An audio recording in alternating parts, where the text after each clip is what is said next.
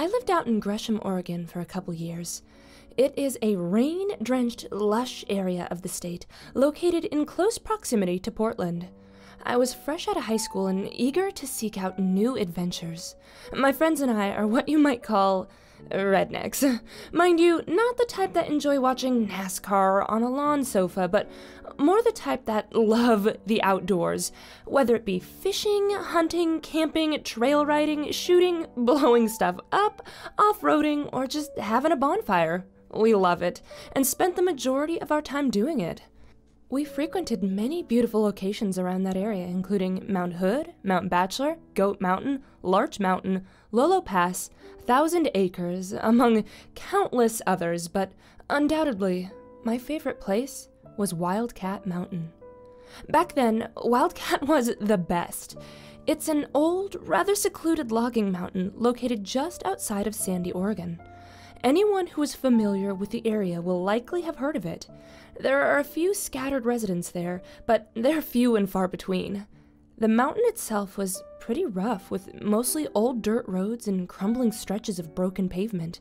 A lifted 4x4 truck or Jeep is definitely recommended for those attempting to traverse it. The mountain once played host to countless parties and massive bonfires with hundreds of people in attendance. I can't even count the amount of drunken fiascos I've been a part of up there. The remote location of the mountains allowed for loud gatherings to occur while being mostly unheard by locals. Cops also seldom patrolled the area simply because it's so large and difficult to traverse.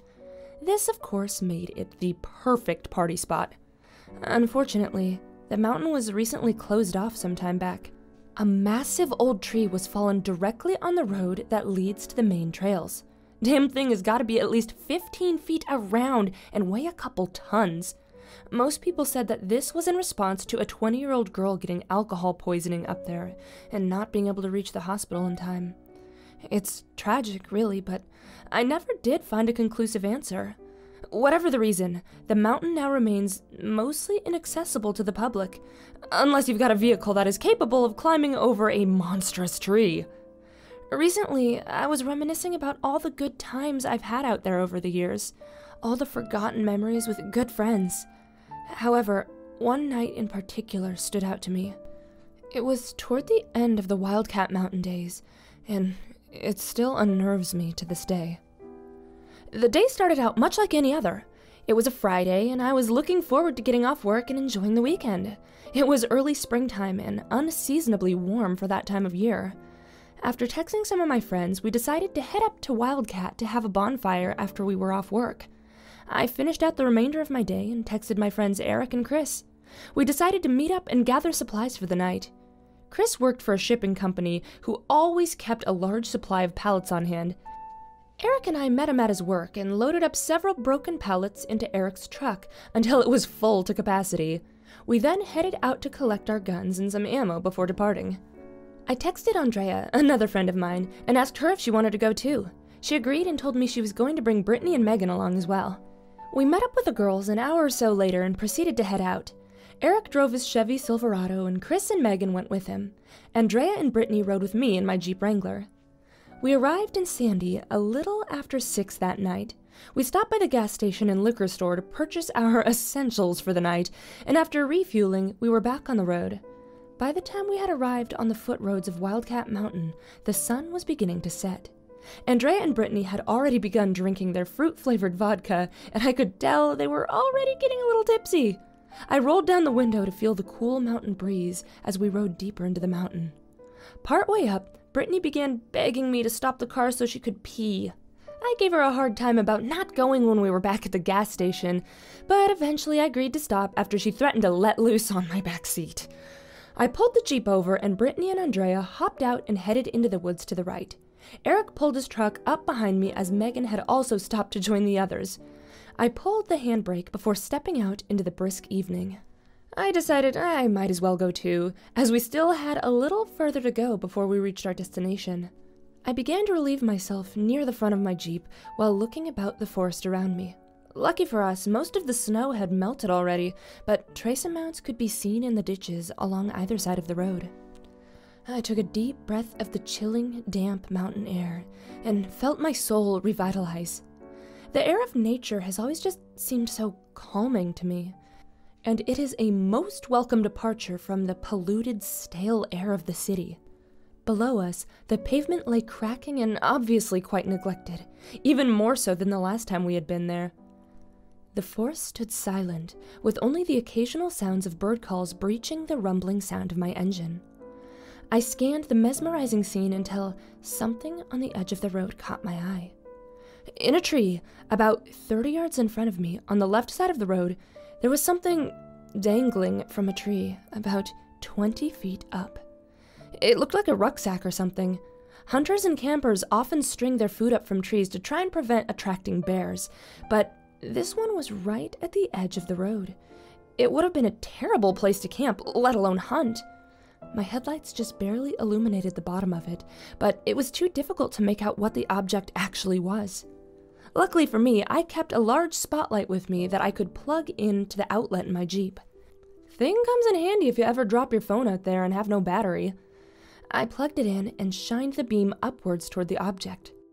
At first, I couldn't comprehend what I was seeing, but soon was stunned to discover that it wasn't a sack up there, but an entire deer hanging about 25 feet above the ground.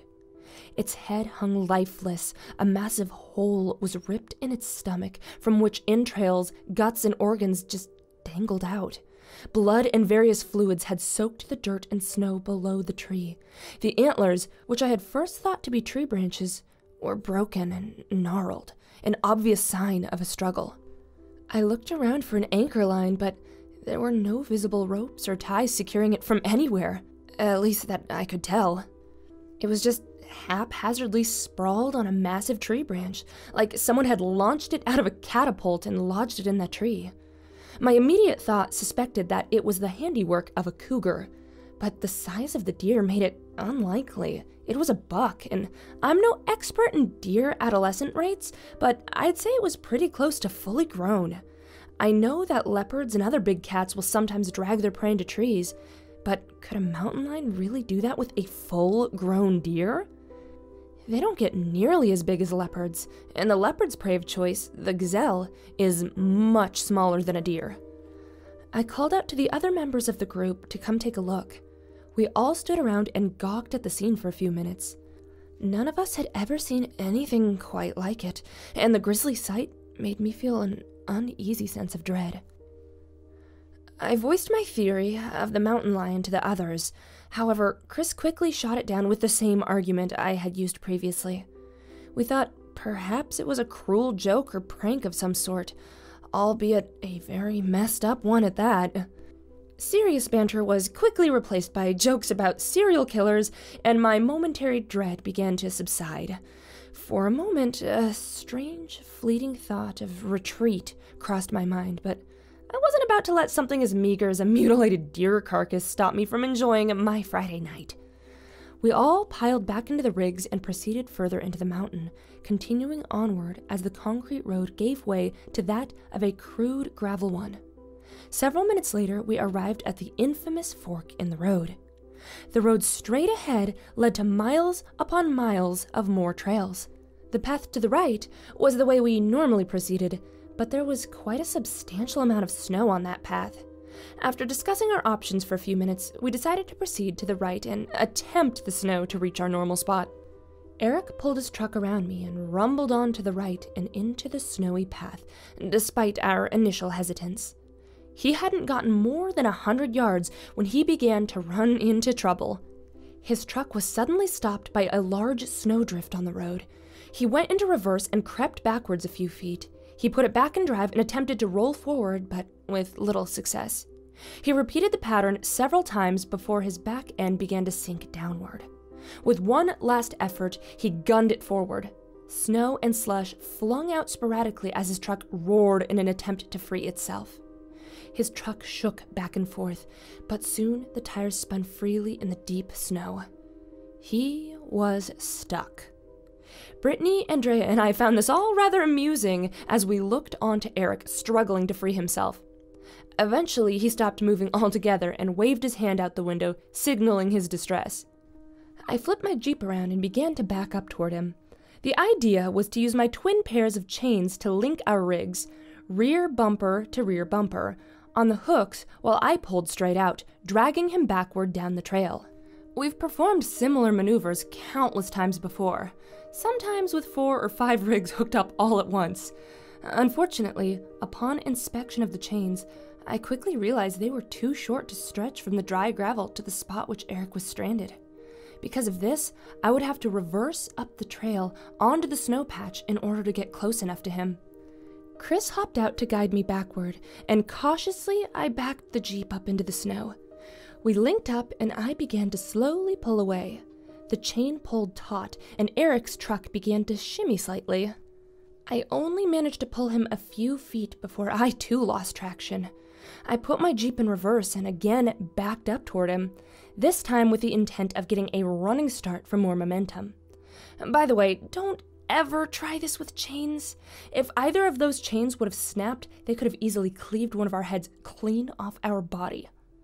Regardless, I gunned it and it jerked Eric's truck a bit, but still was not enough to free it completely.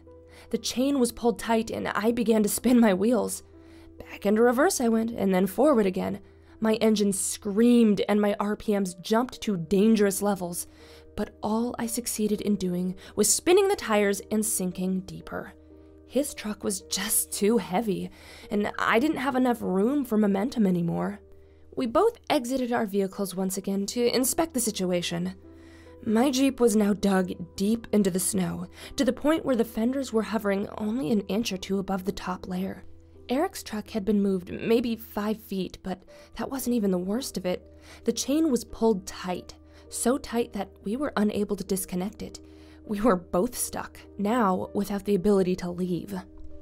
Not the first time that had happened to us, however, so we decided to just chill for a bit and try and think of a different plan. We broke out the pallets and lighter fluid and sparked up a fire in a dry patch on the side of the road. The drinks came out and all the troubles of life began slowly slipping away, including the current predicament we found ourselves in. We all laughed and reminisced for a while about the good times we'd had together. Eventually, after we were all several beers deep, we decided we possessed the cognitive and physical capabilities required to free our trucks. Everyone else was quite drunk by that point except for Eric, who seldom ever actually drank. Eric, Chris, and I returned to the trucks and once again tried pulling him out. Again, we had little luck moving anywhere, so we busted out the shovels and began digging away at the snow and ice. An hour or so of struggling, digging, and drinking passed, and little progress had been made. The chain was still pulled too tight to disconnect, and we were running out of options. We began to realize that we may not be going anywhere for a long while. It's not as though this idea frightened us, at least initially. As I said, we had been stranded before, but it was a bit of an inconvenience. When given the choice of sleeping in my own bed or in the driver's seat of my Jeep in the middle of the freezing woods, well, it's not a very hard decision to make. We decided our best course of action was to call our friend Alex and ask for help. By this point, it was around midnight, and we knew Alex would likely be sleeping and definitely less than excited to hear from us so late. Unfortunately, we didn't have much of a choice unless we wanted to spend the night out there. Eric strolled around our makeshift camp, attempting to get a signal for his phone. Eventually, he was successful and managed to get a hold of Alex. Alex was not exactly thrilled about driving all the way up here to help, but he agreed nonetheless. He had a hand winch, which we could use to hopefully pry ourselves free of our little situation. The downside was that Alex drove a BMW 323i, and there was simply no way he would make it up to where our trucks were located. That meant that we would have to make the journey back down the mountain on foot to the point where Alex could meet us. A good 3 or 4 mile trek, at least. Before we had a chance to thoroughly discuss the plan, Chris rose up in a drunken stupor and began stumbling back down the road toward the bottom. I guess he felt inspired at the time because next thing we knew, he had disappeared into the darkness. I decided I had to follow, so I prepared myself to give chase to Chris. I grabbed my Taurus 44 Magnum from the Jeep and gave chase several minutes later. Better to be safe than sorry, after all. Eric and the girls elected to stay behind and watch the camp, and so I headed out into the darkness alone. I began walking down the mountain in my slightly inebriated state. The environment away from the fire had gotten very cold, but luckily the alcohol dulled my sense to some capacity. I called out to Chris several times on my way, but he didn't answer back. It surprised me how quickly he had gotten out of earshot from me, but in hindsight, I hadn't left until several minutes after him. That or he was just too drunk to call back. Chris is a guy with an iron will, and once he sets his mind to something, you'd be hard-pressed to stop him. And when he's drunk, that will increase at least tenfold. I walked down the mountain in complete silence for quite some time. By that point, it was probably at least 1 or 2 a.m., and the forest around me had fallen uncomfortably silent. It's strange. I was so used to this place being so loud and full of people and noises, but tonight, I was completely alone in the dark. The normal environmental sounds were non-existent, and the only sound I heard was that of my footsteps meeting the torn-up pavement and snow. Not even a single gust of wind managed to penetrate the dense canopy of the woods. It was so quiet, I could almost hear the sound of my own heartbeat. Being alone in a dark forest at night is not a fun sensation. Obviously, there are no lampposts or artificial lights up there.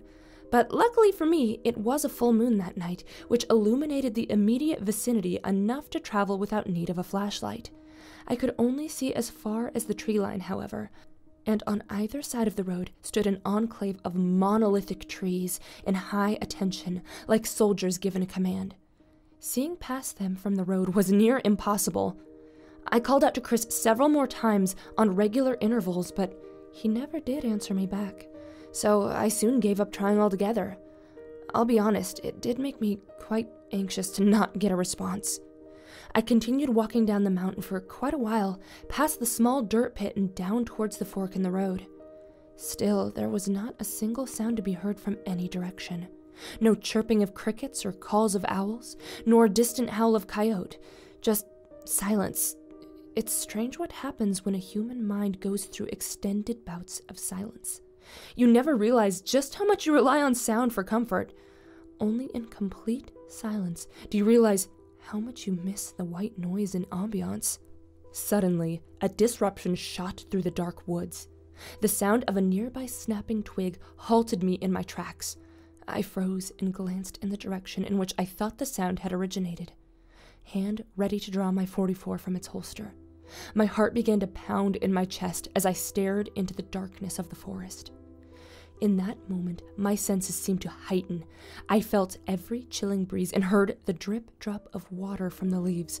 I saw nothing despite my heightened awareness. I questioned myself on whether I had heard a noise at all. I know that the mind can play tricks when in an uncomfortable situation, and wondered if I had simply fallen for it. Slowly, I began to press onward, while keeping a close eye on the tree line. I hadn't gotten even 100 feet when I heard something that made my stomach sink like an anvil. The slight pitter-patter of footsteps in snow emanated slowly from the woods. 4 of them in total, with another snapping twig at the end. I stared unblinking in the direction of the noise as the sound halted abruptly. Whatever it was seemed to be aware of the noise it made and stopped to not draw attention. My heart felt as though it was in my throat as immediately the sense of being hunted arose in my mind. I still couldn't see anything in the darkened woods, but I now knew I was being followed by someone or something. One of the things they teach you in hunter safety is the fact that the only things clumsy enough to snap twigs in the woods are bears and humans. Obviously, a bear would not be a welcome sight in any situation, and if it was a human that was stalking me, then the implications of that can't be good. I picked up the pace and continued briskly walking, now just trying to get down as fast as possible and cursing the initial idea of leaving the bonfire in the first place. The thought then crossed my mind that maybe it was Chris trying to spook me. He honestly has never struck me as the prankster type, but I guess under the right circumstances he may go for it. Although he likely knew I was armed, and I doubted he would risk a tragic accident for a quick laugh. It just didn't make any sense, and my mind raced as I tried to figure out what it was that followed me. Not long after, the footsteps began to reemerge. That dreadful pitter-patter of crunching snow lodged my heart in my throat. I decided to keep walking and see what my pursuer would do. The footsteps continued and began to slowly increase in frequency, as did my heart rate. I began rapidly glancing back over my shoulder, desperately trying to get a glimpse of my stalker. The footsteps seemed to grow closer and closer, but I still saw nothing. Deciding I couldn't take any more, I stopped and drew my revolver. I called out for Chris again, warning him that I was armed and not to mess with me. As I expected, though, there was no response. The footsteps had again stopped, leaving me alone in the silence once more. My nerves got the better of me in that moment. I raised my revolver and fired a warning shot into the bank by the tree lines away from the direction of the footsteps. The serene night was pierced by the deafening concussion of the bullet. My ears were accosted by the blast, making it difficult to ascertain any response from my pursuer. I waited for a couple seconds and heard nothing in response, except for the ringing in my ears. After hearing nothing for quite a while, I decided to continue my descent. Not a minute later, the footsteps returned. But this time, it was at a much more rapid pace.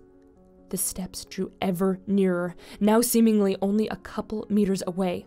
I began to run now at the brink of absolute terror. Whatever was on my trail was now quite obviously hostile. I heard the crunching and the violent snapping of twigs coming from behind me. I turned back to see trees and branches snapping wildly as a large, dark figure moved rapidly through the woods. Whatever it was bipedal and massive. The thing had to be at least 10 feet tall. I thought it to be a bear, but knew that chances of a bear moving that quickly on two legs was slim to none. As I glanced back, my foot fell upon a patch of ice, causing me to slide and eventually come crashing down to the frozen ground below. Immediately, I whipped my head back up, aiming a quivering hand with revolver towards the woods. My heart thundered wildly in my chest, but the beast, whatever it was, had stopped. No more movement came from the woods. Quickly, I regained my footing, staring intently at the woods. My pursuer had ceased all movement, and again, the environment had fallen silent, save for my labored breaths. I stood and stared toward the woods, desperately trying to identify what or who it was that was after me. By this point, of course, the notion of a human follower was simply out of the question. It seemed like I stood there motionless for hours, but in reality, the adrenaline surge was probably just obscuring my perception of time. I aimed my shaking arm and revolver toward the woods, debating whether or not to fire another warning shot. Suddenly, a noise chilled me to my very core. A low, guttural howl blared like a crash of thunder from the woods. The noise was so loud, it seemed to shake the very trees around me. It sounded almost like a howler monkey, but at a much lower octave and much more threatening. The roar made me tremble, and in my heightened frenzy, I forgot any notion of standing my ground and took off in a mad sprint down the decrepit road. I was forced to stop after several minutes of desperate, unabated running, unable to continue as my lungs threatened to implode. Damn cigarettes. The entire time I hadn't so much as glanced behind me.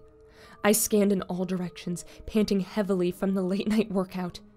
Again, I saw and heard nothing. For several minutes I waited, listening intently while trying to replenish my exhausted lungs. I had almost fooled myself into believing I had gotten away, until a commotion drew my attention yet again. The crashing and snapping of twigs again began from somewhere back in the woods. I couldn't see, but I could definitely hear the beast in a mad dash toward my position. I raised my revolver again, knowing that my only chance now was to stand my ground and fight. My knees shook wildly below me, threatening to give out at any moment. The wreckage grew closer and closer until its wake of destruction was in view. The hulking beast tore through the grove like tissue paper, flinging branches, snow, and everything else out of its way like nothing. It reached the edge of the woods and suddenly stopped about 20 yards away. It was then that I got my first and only true look at the creature. My previous estimate of 10 feet was probably a little overzealous, but it did stand at least 7.5 feet, if not 8 feet tall. Thick, knotted black hair covered its entire muscular frame from head to toe. Its eyes were deep pools of black or dark brown, which seemed to drink in all light from the moon above. Its face and jawline were large, but hard to discern in the shadows. The beast stood motionless and almost silent, with the only noise being that of its slow, methodical, deep breaths. I have never felt terror so strong as I did in that moment. Animals are good at sensing fear, and despite my horror, I did my best to remain steadfast and unwavering. The beast and I shared a deadlock gaze with one another, both of us seeming to size the other one up. I clutched my .44 tightly, sat dead to rights directly at the creature, and ready to unleash hell at a moment's notice. Every fiber of my being was screaming out for me to shoot the thing, and if it would have charged me, I would have. But it didn't. Instead, it let out another guttural howl, but this time it was significantly lower in volume and tone. I find this part hard to convey, but to me, the screech did not seem like one of a threat, but instead, a plea.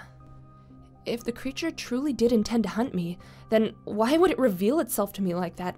Why stop and simply stare from the side of the road when it could have easily charged me down during my panic-stricken dash and ripped me apart? I felt my arm slowly lower the revolver to my side, almost subconsciously. The beast let out a grunt and cocked its head from the shadows. We stared at each other again, a strange moment of evaluation between us. The beast broke the stare and took a step forward. The move caught me off guard, and as if on instinct, again I raised the revolver in its direction. The creature then did something I never would have expected. It froze. As soon as my revolver fell upon it, it ceased all movement. It's as if the beast knew what a firearm was and the danger it presented. Could an animal possibly understand the significance of such an item? I don't know the answer, but in any case, I chose not to fire.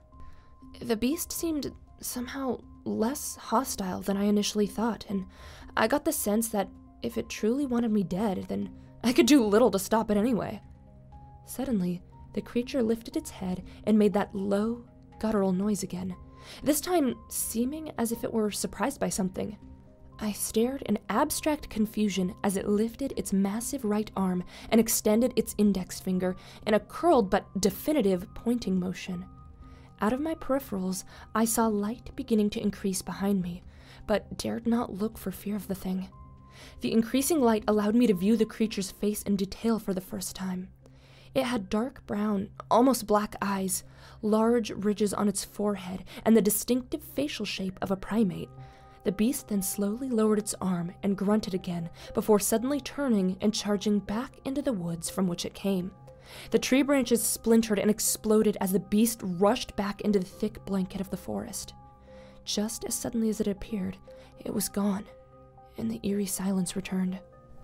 I found myself at a loss after that. I could still sense the eyes watching me, concealed in the darkness of the forest, but somehow I knew the beast would not return. I turned in the direction it had pointed and saw headlights in the distance racing toward me. I holstered my pistol and the car drove up beside me moments later. It was Chris and Alex, with the lashing wench we needed to hopefully escape. They greeted me as if nothing was wrong, but soon seemed to sense the shocked look on my face. I was clearly shaken from my encounter, and they could see it. They pried me for answers, but I didn't say much. I couldn't tell them. I would have seemed insane. I was severely hesitant to go back up the mountain, but I knew we had no choice. Alex drove his car as far as it would take us, but once we hit dirt, we knew it would take us no further. We grabbed the winch and reluctantly headed back up on foot. It took us a good hour to reach the area again, and the entire way I felt severely paranoid. I sensed we were being watched the entire time. A few times I thought I heard the footsteps again. I saw shadows in the trees, though the beast never reappeared. Much to my relief, we eventually reached the bonfire again. It was probably 3 a.m. by that point, and the fire had long since extinguished, and only smoldering coals remained. Eric and the girls were all passed out in his truck. We woke him up, and with some struggle, were finally able to free his truck and get out of there. Now, I know what most of you are probably thinking. It was Bigfoot. And I'll admit, it sure does seem that way. I've never really believed in such superstition and just never understood how a primate that large could go unobserved and unconfirmed for so long. Needless to say, I am a believer now. I think those things are a lot smarter than we ever gave them credit for. From its apparent recognition of my gun to the way it gestured at the approaching distant headlights of Alex. Maybe it's not so outrageous to think it possesses some advanced cognitive abilities, maybe even close to that of a human's. It would surely require some intelligence above that of a normal primate to be able to elude capture and even video recording for so long. An animal of that size has to have no natural predators, at least not in these woods, and thus the only true threat it would face would be that posed by the most dangerous animal of all, humans. I've always wondered to myself, and perhaps you've wondered as well. Thousands, if not millions of people claim to have seen these creatures or interacted with it to some capacity. Why has no one ever shot one? The mere notion of bringing down such a beast for promise of fame and notoriety has to get every hunter's blood pumping, not to mention the inherent lucrative incentive which comes stapled to it. Well, I can tell you now, as someone who came face to face with this supposed Bigfoot and had such an opportunity, I never would have felt right taking it. When I looked at that creature, I saw not a demon or a monster. I saw an animal, a primate, just trying to survive. It could have hunted me down and torn me limb from limb with ease. Hell, it could have killed all of us that night. It had every imaginable advantage on me, save for the gun, and it didn't take it. It chose to instead confront me and scare me off. I don't know if it had anything to do with that deer in the tree, but maybe that was a macabre warning it had constructed. Perhaps it had a family nearby that it was defending, as primates normally do live in small groups. Who knows? Perhaps it knew that killing me would have meant others would have come looking for it. I don't pretend to know exactly why it did what it did, but one thing's for sure. Had I pulled that trigger, I never would have felt right about it. Sure, I could have and probably would have received fame and notoriety from the media, but that's just not me. I have no doubt there are other humans out there that would not think twice about shooting it, but I don't want that on my conscience.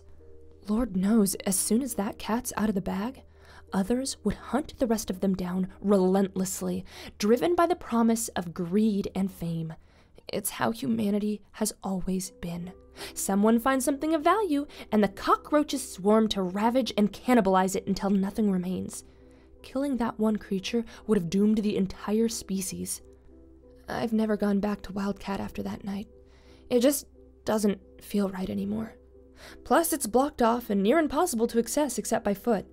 More importantly, though, I came to recognize that that mountain is its territory, and it does not want intruders, and I don't want to try its patience. For those of you who would doubt my account, well then, Wildcat Mountain awaits you. Feel free to prove me wrong and take a midnight stroll up there any time you desire and report back. I would not encourage anyone to go there, but if you are truly adamant, then I can't stop you. I myself don't plan on ever going back. Lately, there's been one thing that's been on my mind, though. Maybe the massive parties and tragic death of that girl weren't the only reason that Wildcat Mountain was blocked off by the cops. And maybe it wasn't even blocked off by the cops at all.